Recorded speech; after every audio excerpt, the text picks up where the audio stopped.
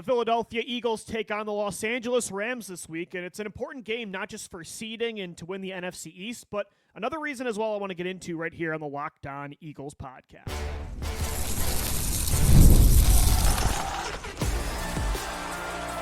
You are Locked On Eagles, your daily Philadelphia Eagles podcast, part of the Locked On Podcast Network, your team every day. Thanks so much for making Locked On Eagles your first listen each and every day. Louie DiBiase, Gino Camilleri joining you. We're brought to you by Prize Picks. Go to prizepicks.com/LockedOnNFL and use our code in all lowercase LockedOnNFL to win $50 instantly when you play $5. The 8-2 Eagles are trying to make it 9-2 this week, taking on Matt Stafford and Los Angeles Rams, trying to make it 7 straight wins. They are red hot. Maybe the Lions are the only other team that's as hot as the Eagles right now in the NFL, Gino, and they've now taken sole possession of first place in the NFC East. They're the 2 seed and nipping on Detroit's heels. Like, they're only a game back of that 1 seed. So for those reasons, this game is really important. And not to say I want the Eagles to avoid anybody in the playoffs. I'm not really scared of anybody. I on the show yesterday said I think they're the team to beat in the NFC, even over Detroit. But now that I do feel comfortable saying they're a legitimate contender, I think they're going to win this division. They're 6 games over 500. I've been starting to think more long-term again. Like, okay, let's think playoffs, seeding. Like, who do we want to play? Who do we want to avoid? How do we get home field advantage? And when I'm looking at the NFC potential wildcard opponents that you could have or the first team you'd want to play in the divisional round, I think of all the teams, like the Rams are one that I'd kind of want to avoid to start with how underrated that roster is and with Matt Stafford still being, I think, a top 3 quarterback in this conference. So it'd be nice to get a win and kind of keep them out of the playoff picture. Not that, again, I'm scared of the Rams, but I don't think you want to play Matt Stafford in the first playoff game.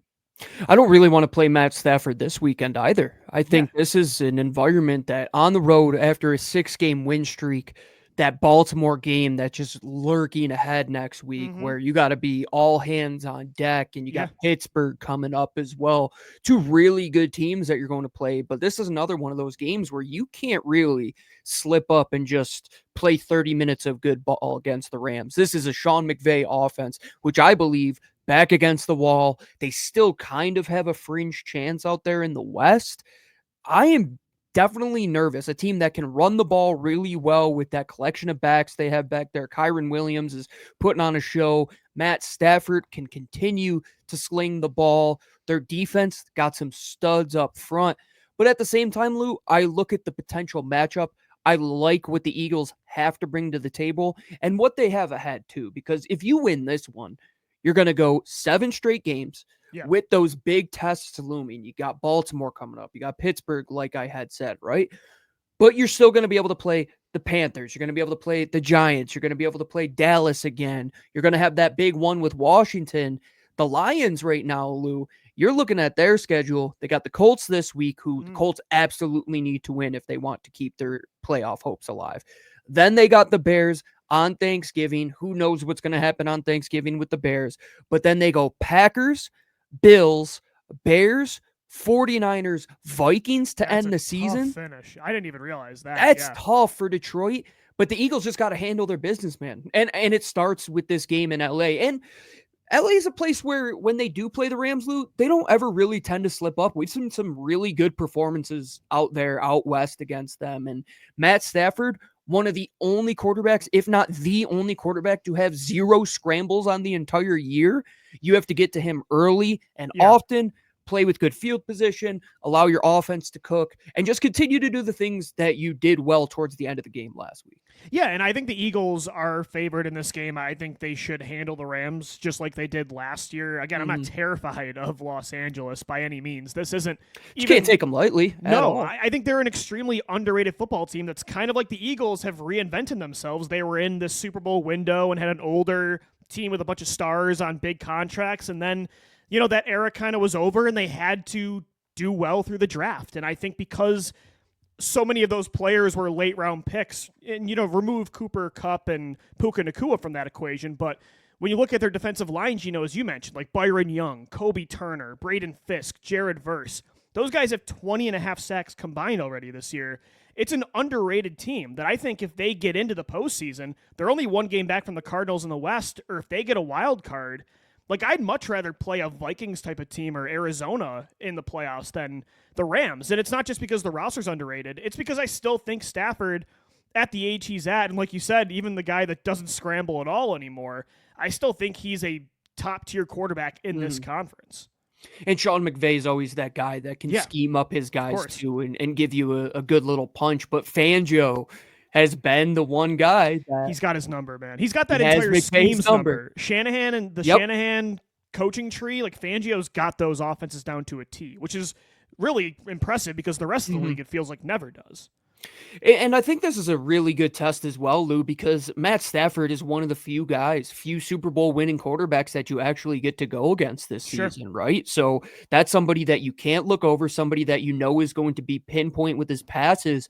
I expect a really big day from your cornerbacks. I think that they're going to be in for a really big test. And the DeJean Cup battle is going to be fun. This is going to be another Quinanimo Bay battle. Hopefully Darius Slay is out there getting ready to roll. But you got Cooper Kupp, you got Puka Nuka, as Lou DiBiase would say, Puka Nakua. Their receiving core just sounds like Nintendo characters. It does, but they're really good, man. They are very good. Them not trading away Cooper Kupp a couple weeks ago because they still have ambitions of making the playoffs. I think it was a smart move. This is a team that they're outside looking in right now, but I keep saying the middle class in the NFC, it's light years ahead of what the AFC has. And it's way better than even what it was last year.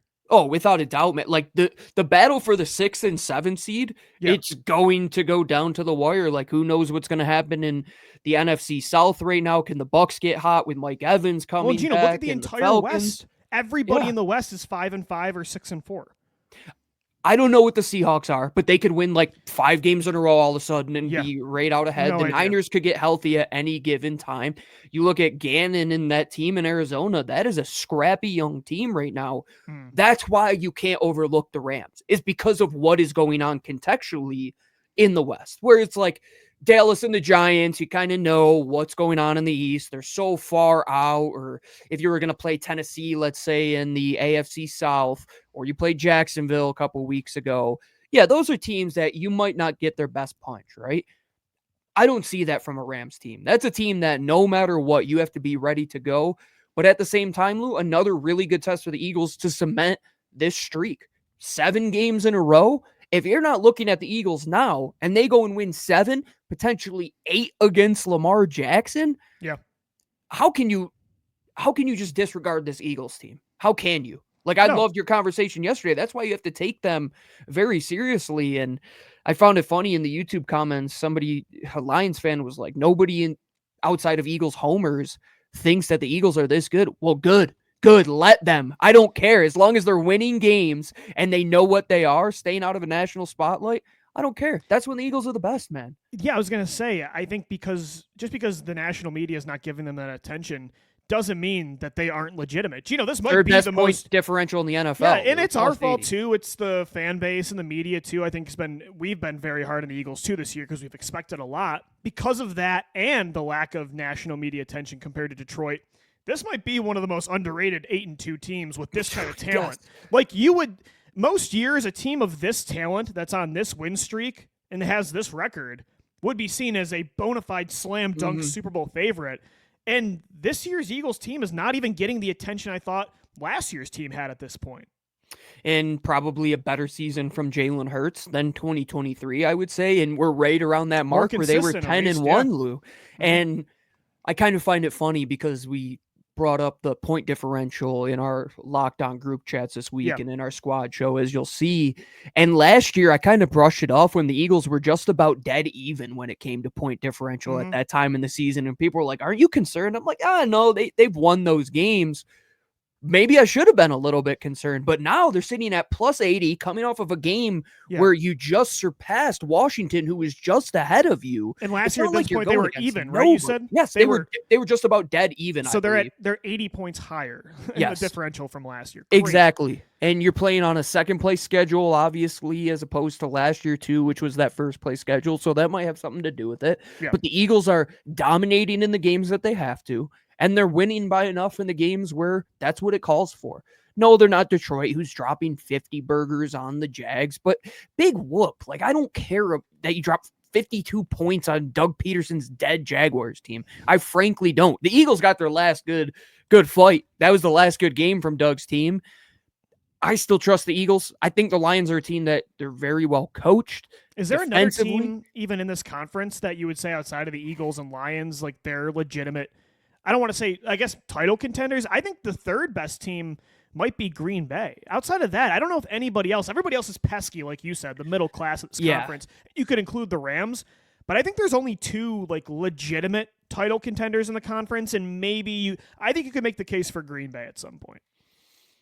I'm not going to say that because I don't want to give Peter Bukowski any credit, but no, they definitely have a chance. Fair. I think I'm still skeptical about San Fran. If they lose this week, they're essentially out. But if I'd say they have a chance that they make it, but they might not even get in at this point. That's the thing, and whatever team in the West, like the West is going to be scrappy. I don't think Arizona would right now be a team that's competing for a bowl. They're probably a year or two ahead of schedule. Even if Seattle got in, I don't think so. They're all the same kind of team. I don't trust Kirk Cousins. No, not Baker at all. Mayfield, maybe with that high-profile offense. But yeah, I think everybody's kind of expecting Eagles, Lions in the NFC Championship game. And for us, that's been the expectation. So for us to talk about this team in this light, not revisionist history. It's kind of what we expected all along, and it's probably we were so frustrated when early in the year they weren't playing up to the standard. Because now they're just operating as expected. Heading into the season, we thought it's going to be them, Detroit, and San Francisco, and right now it seems like it's just them and Detroit. So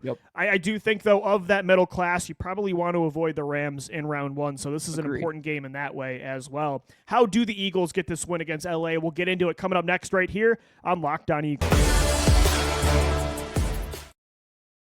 This episode of LOE is brought to you by our friends over at Prize Picks. Prize Picks is the best place to get real money sports action with over 10 million members and billions, yes, B as in billions of dollars in awarded winnings. Prize Picks makes elite fantasy sports accessible to all. All you have to do is pick more or less on at least two players for a shot to win up to 100 times your cash. If you want to get in on the action today, you can sign up and get $50 instantly when you play $5, and you don't even need to win to receive the $50 bonus.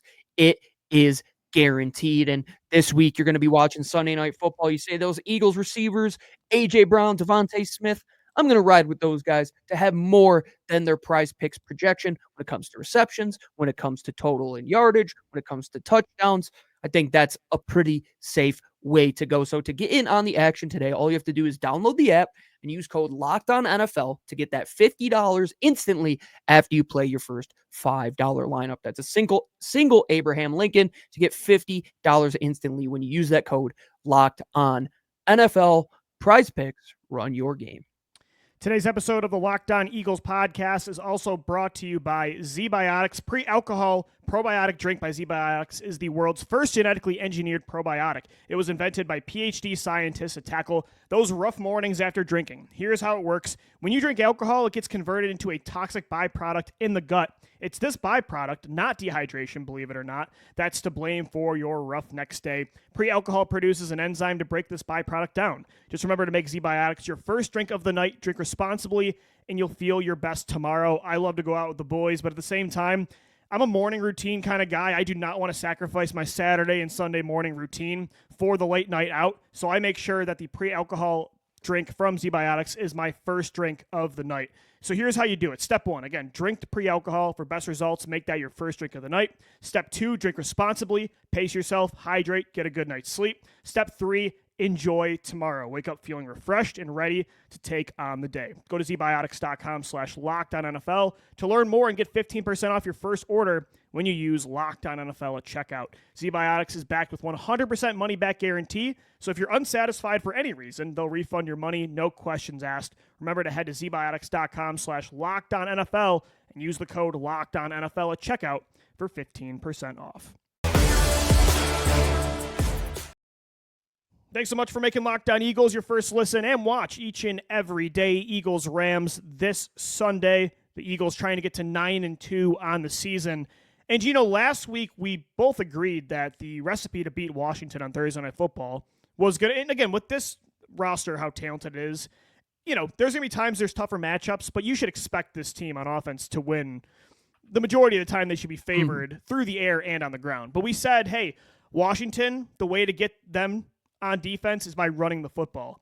I think with the Rams, not that they're one of the best running defenses in football, but considering the talent they have up front and the lack of talent I'd say they have on the second and third level, this might be more of a game I'd like to see them throw the football. I think A.J. Brown, DeVonta Smith, and Dallas Goedert might have the advantage. And the Rams are young and have some good pieces back there, like Cam Curl and Cameron Kitchens. I really like their safeties. But I think this is a game that they can have that Bengals, Jaguars kind of passing success. Yeah, when you look at the defensive backfield, you have Kobe Durant, Darius Williams. You'll get some Akello Weatherspoon brought into that rotation with Quentin Lake as well. Do any of those guys sound like world beaters? Cam Curl, we liked him in the offseason. I think you and I would have been big proponents of him. I think you were a little higher on Kitchens than I was during this draft process. He's got 3 picks this year, but again, nothing terrifying. Yeah, a younger unit that is developing in their own right, and I think a lot of it has to do with that play that you were talking about up front, Lou. That's where their bread is buttered, right? Correct. And I think obviously they got away from that last year once Donald wasn't any longer in the rotation, and I think we saw that in the game last season. They didn't have guys that could really rush the passer, couldn't stop the run. But this game, Lou, I think as much as we love Saquon, you take your bets outside. I trust my 2 guys, and DeVonta Smith, he was held out of practice today. Apparently he has some little tweak in his hamstring. Hopefully he should be He's okay. had that for a few weeks, it seems like. Get him ready for Sunday, and I really like your odds in those matchups. And Jalen Hurts just has to take care of the ball, but this is a game where if you want to really brag about his box score after the game when it comes to passing, I truly believe this is going to be one of those games where the Rams are going to want to pass the ball, the Eagles are going to want to pass the ball. They can both run when needed to, but it'll probably come down to whoever can get to 21 first, let's say, in the pass game, and then hold the lead from there. I don't think the Rams will get there. I think the Eagles definitely have a chance to, but you got to go through the air in this game, man. Take advantage of that very young secondary for the Rams. Win your one-on-ones. You'll probably get a little bit more man than you will zone against this team, and I think that lines up well with what you guys do well on the outside. No, I agree, and I want them to throw the football. I want that to be the reason they win this game because crazy enough, considering how talented they are in the passing game and how they've had some really great games through the air lately. Again, I like to point to that Cincinnati game I was really impressed with. The Jaguars game too. Say what you will about the ups and downs of that matchup. I thought the passing offense was terrific for the majority of the game. And I would say even against Dallas, they had a lot of moments. But I would still say of like the passing offense, the passing defense, the rushing offense, and the rushing defense, Gino, wouldn't you agree, as crazy as it is, the passing offense is probably the most inconsistent still of the 4? Yeah, without a doubt. I'd like to see some more good showings before we really get down to the run. It's a lot more boom or bust when it comes to the passing game. And that's okay. That's kind of, I mean, for now, it's been okay, right? Like, that's kind of won them games. But this next stretch of 4 games, I think 3 of them, you're probably going to have to be able to pass pretty efficiently. You can't be as inconsistent. Yeah, I agree. You cannot, no. And especially against Baltimore, like, if that offense gets going all of a sudden and you give them an interception or 2 and give them short field position, same with Pittsburgh, they can make you pay. I think where they really have to be better, Lou, is in that short, intermediate, middle of the field area. Agreed. Because that's going to allow everything to kind of come a little bit easier. And why I loved, it was just an easy slant pass over the middle to A.J. Brown early in that game last week against Washington. That's just easy stuff to get your quarterback in a rhythm. And at the same time, set your offense up to get ahead of the sticks. No more screens behind the line to our wide receiver. Just give them space and let them take the ball and go. If we're going to say that the passing offense has been inconsistent, the one area where it has been consistent is when the guys can get the ball in their hand and just boogie. Like when they can get in the open field, they just absolutely dominate. Or the 50-50 balls downfield for sure. But if you're going to be in that short intermediate area, just quick pitch and catch, man. Like, get it out of your hand. We don't want Jalen to hold on the ball for 3 seconds in this game. Those young there's too much of that to get after it. Yeah, I totally agree. I think plays just sometimes in this offense take way too long to develop. And then there's games where you see the rhythm passing. You see the intermediate and quick game where the ball's coming out of his hands quick, like you're saying. Quick. Yeah, exactly. You're just not seeing enough of that. And again, I know they like to go for the deep shot. But yeah, I agree. There's just too many times where the routes just take forever, and Jalen's just sitting back there, and he's got time, but it's too plodding for me, and I hope they get back into that rhythm on Sunday. And again, the Rams have a good defensive line, but this Eagles offensive line is cooking right now in pass protection. Lane Johnson and Jordan Mailata, they didn't give up a single pressure on Thursday night. It's unbelievable how good they've been. Big week for those guys if we want to push the Quinyon Mitchell for Defensive Rookie of the Year right now. Yes, Lou. Good point. Q versus Verse, both going to be the two favorites are in this game. Q versus Verse. I would have loved to have Verse. How good of a pass rusher is he, man? Yeah. Like, he was my speed favorite to edge power. rusher in the class. I liked him He's over got Turner. a really good, just like, arsenal of pass rush He moves. is legit. Yeah, I never mean to say because Quinyon Mitchell I think should be the favorite, but it is close. Like Jared Verse has been incredible. This year. Statistically as a rookie, like he's everything you want. Isn't he more, like top man. 5 in pressures? I think total. Oh in the yeah, league. dude, Yeah, he's having a season, and Yeah. for your 2 tackles, like that's where you got to hone in too. And I think Braden Fisk, how low to the ground he is, how quick he can get off the ball. Really good test for Cam and Landon specifically because a good test. Cam he's a little bit smaller. He can hold with those guys that are those smaller type of 3 tech. So I think that'll be a really good matchup for them. Their 2 defensive tackles, Turner and Fisk, have 11 sacks combined this year. So they've both played really well. Yeah, that's going to be a good strength on strength battle. But I do think the key for the Eagles in this one on offense, throw the football, and I hope they can have some success in that way. I do want to get into the defense coming up next. Darius Slay has something interesting to say about the 2022 defense versus this year's unit on a podcast, so we'll get into that coming up next right here on Locked On Eagles. This episode of Locked On Eagles is brought to you by Hillsdale College. Time is our most precious commodity, so don't waste it scrolling through, and you know what app we're talking about, the same mind-numbing content for hours and hours. How can you spend it wisely to improve yourself? Our sponsor, Hillsdale College, is offering more than 40 free online courses, including Constitution 101, Introduction to Free Market Economics, The Great American Story, The Rise and Fall of the Roman Empire, and so much more. All of Hillsdale's courses are self-paced so that you can start whenever and tune in wherever. Plus, you can go deeper with readings, quizzes, and discussions, or just enjoy the lectures. Go right now to hillsdale.edu/lockedon to enroll. There's no cost. Again, it's completely free, and it's easy to get started. It's hillsdale.edu/lockedon to register. hillsdale.edu/lockedon. All right, we're wrapping up this Wednesday edition of Locked On Eagles, getting you ready for Eagles-Rams. Still have crossover Thursday tomorrow with the guys over at Locked On Rams. We got LOE 3 for you on Friday, so thanks so much again for tuning in each and every day. Gino, to wrap up the show, I saw something interesting from Darius Slay this week on a podcast where he said he thinks this year's defense is more balanced than the 2022 unit. So that'll wrap up the segment, the show. Agree or disagree with Slay? The 2024 defense is a more balanced unit than that historic 2022 defense that almost broke the all-time sack record for a single season, had an all-pro at corner in James Bradbury and another Pro Bowler in Darius Slay, a top-tier ball hawk in Chauncey Gardner-Johnson. Like, that's a big take, but I don't know if I completely disagree.